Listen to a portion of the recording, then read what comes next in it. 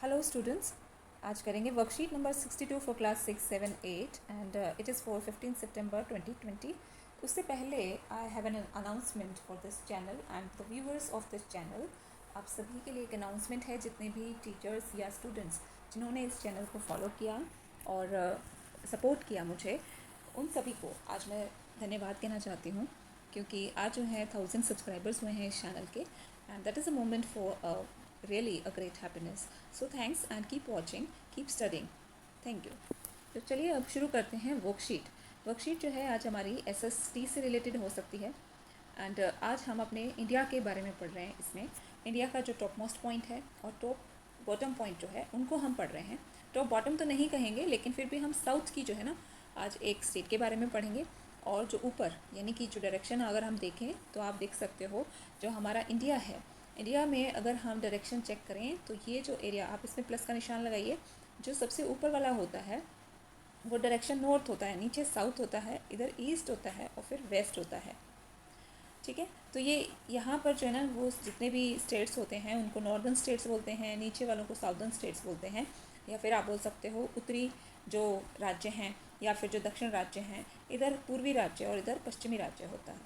तो आगे बढ़ते हैं, शुरू करते हैं। वर्कशीट में आपको दिया हुआ है, सबसे पहले आप देखोगे कि आपको एरो से शो किया गया है, यहाँ ऊपर एक स्टेट को दिखाया गया है। तो ये जो स्टेट है बच्चों, ये लद्दाख है। पहले ये स्टेट नहीं होता था, बल्कि एक स्टेट का हिस्सा था। जम्मू कश्मीर जो हमारा स्टेट हुआ करता था उसी का एक हिस्सा था, लेकिन अब जो है इसको अलग से एक यूनियन टेरिटरी बना दिया गया है। पहले हमारे देश में 7 यूनियन टेरिटरीज थे, ठीक है, उनके नाम आप मुझे कमेंट बॉक्स में बताएंगे। अब जो है 9 यूनियन टेरिटरीज हैं। ओके, तो उनमें से एक है लद्दाख। लद्दाख के बारे में पढ़ते हैं। मैं थोड़ा सा जूम कर लेती हूँ ताकि आपको क्लियर हो जाए चीज़ें, और इंग्लिश और हिंदी मीडियम हम साथ ही लेकर चलेंगे। इससे क्या होता है, काफ़ी आप बच्चों के रिस्पॉन्स आया मुझे कि इस तरीके से करने में वीडियो हमें अच्छे से समझ आती है। तो चलिए देखते हैं। Ladakh now union territory is a cold desert, the mountains in the eastern part of Jammu and Kashmir. तो लद्दाख जो है बच्चों वो अब एक केंद्र शासित प्रदेश बन गया है, उसको यूनियन टेरिटरी बोलते हैं। ये जम्मू और कश्मीर के पूर्वी हिस्से में बसा हुआ है और ये पहाड़ी इलाका है बिल्कुल, और इसको हम ठंडा रेगिस्तान भी कहते हैं। तो रेगिस्तान जो है वो 2 तरह के हो सकते हैं, एक होते हैं गर्म रेगिस्तान और दूसरे होते हैं ठंडे रेगिस्तान। ओके, तो इसमें क्या होता है कि यहाँ तो आपने देखा ही होगा, रेत जो होती है वो उड़ती रहती है, लेकिन ठंडे भी रेगिस्तान होते हैं, वहाँ पे बर्फ़ भी गिरती है और काफ़ी टाइम जो है वो बर्फ़ से ढका रहता है वो एरिया। ओके, तो ऐसा लिखा भी हुआ है कि snow for a large part of the year it is covered with snow, ये बर्फ़ से ढका हुआ यह क्षेत्र रहता है। आगे चलते हैं। There are few trees that can grow in the region. यहाँ पर बहुत कम ऐसे पेड़ होते हैं जो कि उगाए जा सकते हैं या उग पाते हैं। जो नॉर्मली जो पेड़ पौधे उग जाते हैं अपने आप से ही, वो भी ऐसा भी नहीं होता, वहाँ बहुत कम पौधे नज़र आते हैं। फॉर ड्रिंकिंग वाटर, अब पीने के पानी के लिए कैसे सुविधाएं मिलेंगी लोगों को? People depend on the melting snow during the summer months. जब थोड़ा सा गर्मी होती है, गर्मी वाले जो महीने होते हैं, उन्हीं के दौरान लोगों को पीने का पानी इकट्ठा कर पाते हैं। और वो कहाँ से मिलता है? वो बर्फ़ जो पिघल के आती है उसी के ऊपर वो सब डिपेंड करते हैं, वहीं से उनको पीने का पानी मिल पाता है। अब उनका जो कामकाज है वो किस तरीके का होता है? अब इतनी ऊंचाई पर वो बसे हुए हैं और इतना ठंडा है, तो वहाँ के लोग क्या काम करते हैं, कैसे उनकी रोज़ी रोटी चलती है? तो उसके लिए बच्चों, people here keeps sheeps and the sheep in this region are special because they produce pashmina wool. तो ये जो एरिया है, ये जो लद्दाख का एरिया है या इसके आसपास का एरिया है, यहाँ के लोग बच्चों एक ख़ास किस्म की भेड़ पालते हैं जिससे पश्मीना ऊन मिलती है। आप अपनी मदर से पूछ सकते हैं कि जो पश्मीना शॉल होती है वो काफ़ी महंगी मानी जाती है, काफ़ी महंगी होती हैं वो इसीलिए महंगी होती है क्योंकि उनको बनाने में बहुत ज़्यादा मेहनत लगती है। और जो भेड़ जिनकी बालों से जिनसे प्राप्त ऊन से पश्मीना शॉल बनाए जाते हैं, वो बहुत ख़ास किस्म की होती है, बहुत गर्म भी होती है क्योंकि इतने ठंडे प्रदेश में होती हैं ये भेड़ें, और वहाँ उनके पालन पोषण के लिए भी इतनी मेहनत भी लगती है, और उनसे जो ऊन मिलती है उससे फिर पश्मीना शॉल बनाई जाती है। और ये ऊन जो होती है वो कीमती होती है। This wool is prized and pashmina shawls cost a lot of money. ये जो ऊन होती है वो कीमती होती है, इसीलिए इसकी पश्मीना शॉल जो होती है वो भी बड़ी महंगी होती है। उसके बाद आगे चलते हैं। The people in Ladakh carefully collect the wool and wool of the sheep and sell this to traders from Kashmir. Okay, तो क्या होता है, ये जो लोग लद्दाख के जो लोग हैं वो बड़ी सावधानी से उस ऊन को इकट्ठा करते हैं और कश्मीर के जो व्यापारी हैं उनको बेच देते हैं ताकि वो शॉल वगैरह बनाएं। आगे, pashmina shawls are chiefly woven in Kashmir. और जो पश्मीना में ये जो पश्मीना की जो ऊन है इसकी जो शालें बुनती हैं वो जाकर कश्मीर में बुनती है। कश्मीर के कुछ व्यापारी ले लेते हैं इनको और फिर वहाँ पर इनसे शॉलें बनाई जाती हैं। The people eat meat and milk products like cheese and butter. तो वहाँ के लोगों के लिए खान पान कैसा होता है, हम सारे लद्दाख में जो भी चीज़ें होती हैं, रहन सहन, खान पान, काम काज, उस सब के बारे में पढ़ रहे हैं। तो मुख्यतः कश्मीर में ही पश्मीना शॉलें बुनी जाती हैं। और उसके बाद हम देख रहे हैं कि यहाँ के लोग दूध से बने हुए पदार्थ जैसे कि मक्खन, चीज़, खास तरह का छेना जिसको हम बोलते हैं, पनीर भी बोल देते हैं, ये मांस खाते हैं। और हर एक परिवार के पास कुछ गाय होती हैं, बकरी होती हैं, ठीक है, और याक्स भी होती हैं वहाँ पर। याक्स को वो भोजन होने के लिए भी काम में लाते हैं और सवारी करने के लिए भी वो काम आते हैं, ठीक है। तो ये हुई हमारे लद्दाख की बात। ये है सबसे नॉर्थ में, आप देख रहे हो नॉर्थ डायरेक्शन में वो है। उसके बाद हम बात करेंगे साउथ में। तो ये मैप मैं आपको शो करती हूँ, दोनों मीडियम्स में सेम ही है। एरो आपको दिया हुआ है नीचे की तरफ, और ये किस स्टेट को दिखा रहा है बच्चों, ये केरल को दिखा रहा है, ठीक है। केरला जो है वो साउथ में है इंडिया के। तो केरला के बारे में भी पढ़ते हैं, बहुत इंटरेस्टिंग जानकारी है। सबसे पहले Kerala is a state in the south west corner of India. Kerala जो है वो दक्षिण पश्चिम कोने में बसा हुआ राज्य है, भारत के दक्षिण पश्चिम में। दक्षिण पश्चिम आपको डायरेक्शन देखनी आती होगी, ऊपर अगर नॉर्थ है, नीचे साउथ है, ठीक है। और आपके इस तरफ ईस्ट होगा और इस तरफ वेस्ट होगा। आप खड़े हो जाइए नॉर्थ की तरफ फेस करके, ठीक है। तो जो आपका सीधा हाथ है वो ईस्ट दिखाएगा और उल्टा हाथ जो है आपका बायां हाथ जो है वो वेस्ट दिशा दिखाएगा। बात करते हैं दक्षिण पश्चिम, या फिर हम बोल रहे हैं साउथ वेस्ट डायरेक्शन की। तो ये डायरेक्शन कौन सी होगी, इसमें दो डायरेक्शंस बोली जा रही हैं। तो वो दो डायरेक्शन का मतलब क्या है, दोनों के बीच की डायरेक्शन, इसका मतलब हुआ ये वाली डायरेक्शन, ठीक है। तो ये जो डायरेक्शन होगी वो कौन सी होगी बच्चों, साउथ वेस्ट डायरेक्शन होगी। आ गया समझ आपको। और आप भारत के नक्शे में भी देख सकते हो, जो इंडिया का नक्शा है तो वो साउथ में इस तरीके से है, और साउथ वेस्ट में कौन है, केरल है ना, ये वाला एरिया। इसी के बारे में हम बात करेंगे। आई होप आपको समझ आया है। तो आगे चलते हैं। It is surrounded by the sea on one side. ये एक तरफ से तो क्या हुआ है, समुद्र से घिरा हुआ है, सी है इसके एक तरफ तो, और दूसरी तरफ क्या है, हिल्स हैं। तो हिल्स क्या होती हैं, पहाड़ियाँ होती हैं, पहाड़, बड़े बड़े पहाड़ आप कह सकते हो, या फिर पहाड़ियाँ इसलिए बोला गया है क्योंकि वहाँ पे ना ज़्यादा ऊंचे पहाड़ नहीं हैं, जैसे हिमालय पर्वत श्रृंखला में नॉर्थ में है, उत्तर दिशा में है, उस तरीके से नहीं है, बल्कि यहाँ पे कुछ पठार हैं जो कि ज़्यादा ऊंचे भी नहीं होते हैं और ज़्यादा ऊपर से शार्प नहीं होते।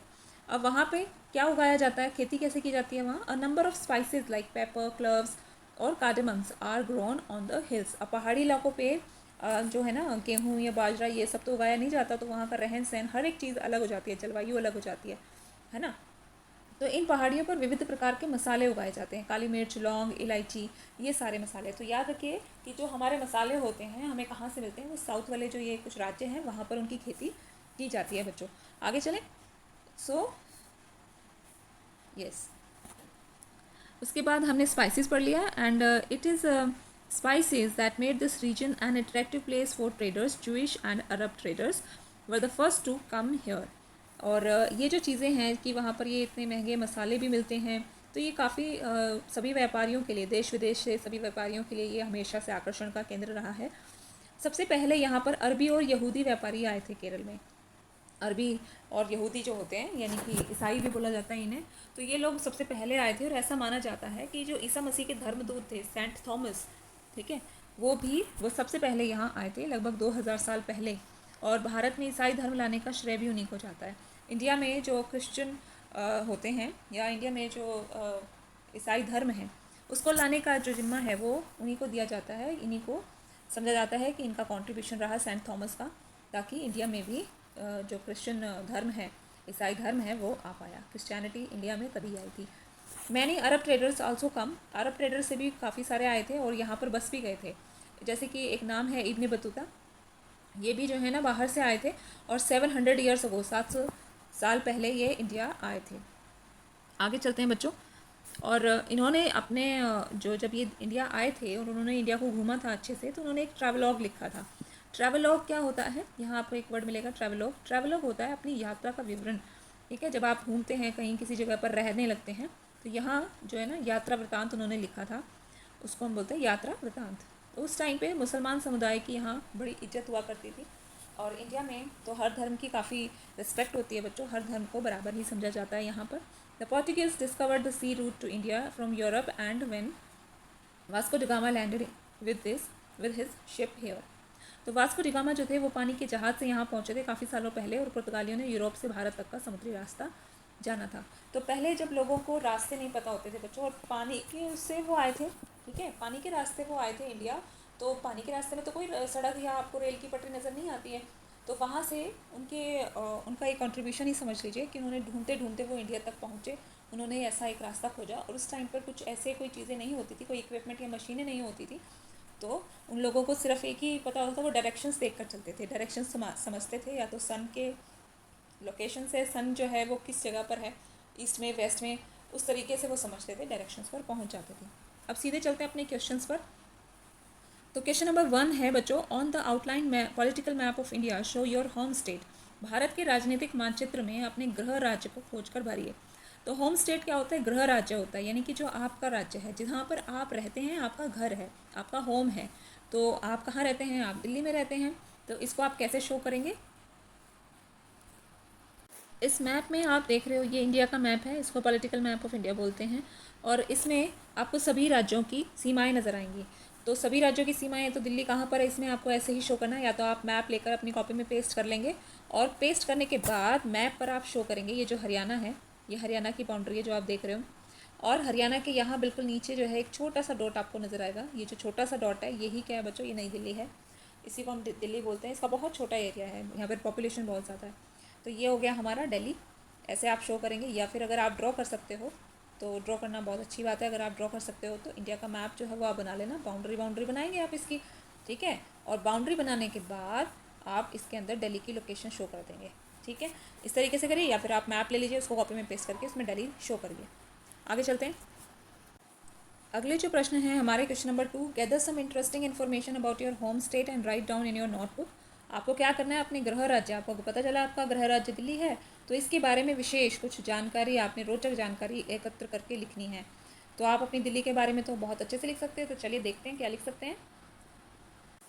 बच्चों, दिल्ली के लिए आप लिखेंगे 5 लाइनें या 6 लाइनें, आप जितनी भी लिखना चाहें। तो हिंदी मीडियम स्टूडेंट्स लिखेंगे, दिल्ली भारत की राजधानी है, यह यमुना नदी के तट पर बसी हुई है, यमुना नदी के तट पर बसी हुई है दिल्ली। और दिल्ली में अनेक दर्शनीय स्थल हैं, बहुत सारे दर्शनीय स्थल हैं, बहुत सारे ऐतिहासिक मॉन्यूमेंट्स, ऐतिहासिक इमारतें भी हैं यहाँ पर। और उनमें से कौन है? जैसे कि लाल किला, कुतुब मीनार, इंडिया गेट, जंतर मंतर, आप बहुत सारी चीज़ें लिख सकते हो इसमें।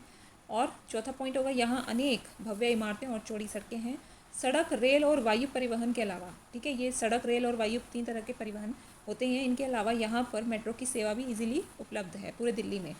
और दिल्ली को लघु भारत भी कहा जाता है। लघु भारत क्यों कहा जाता है? क्योंकि दिल्ली में भारत की तरह ही विभिन्न धर्म और जातियों के लोग रहते हैं, जिनकी अलग अलग भाषाएं हैं, अलग अलग ड्रेसेस हैं, उनकी वेशभूषाएं अलग अलग हैं। इसी तरीके से इंग्लिश मीडियम वाले स्टूडेंट्स लिखेंगे, Delhi is the capital of India. It is situated on the bank of the river Yamuna. There are many historical monuments and tourist places like Red Fort, Qutub Minar, India Gate, Jantar Mantar, etc. All transport facilities, सारी transport facilities हैं यहाँ पर, road, railways and air के अलावा are easily available in Delhi along with metro. Metro भी यहाँ easily available है. Delhi is also called mini India. इसको mini India भी कहा जाता है। अपना क्वेश्चन नंबर 3 देखते हैं। प्रश्न नंबर 3 जो है बच्चों, वो कहता है India is a country of unity in diversity, explain. Bharat एक विविधता में एकता वाला देश है, इसको आपने वर्णन करना है। तो विविधता में एकता भी हमने पढ़ी, तो देखते हैं। आंसर में आप लिखेंगे, भारत के विभिन्न राज्यों में भिन्न भिन्न धर्म, वेशभूषा, खान पान, भाषा, रहन सहन आदि के लोग मिलजुल कर रहते हैं और प्रत्येक धर्म का सम्मान करते हैं, इसीलिए भारत विविधता में एकता वाला देश है। इंग्लिश मीडियम स्टूडेंट्स ऐसे लिख सकते हैं, people from different states of India have various kinds of dresses, food, languages, lifestyles and religions, but all people live there happily together and respect each other's region. इसको आप note कर लीजिए। ये सारे आपके क्वेश्चन आंसर हो गए इस वर्कशीट के। थी ना इंटरेस्टिंग वर्कशीट? आप अपने देश के बारे में इतना कुछ जानते हैं। तो चलिए मिलते हैं नेक्स्ट वर्कशीट में।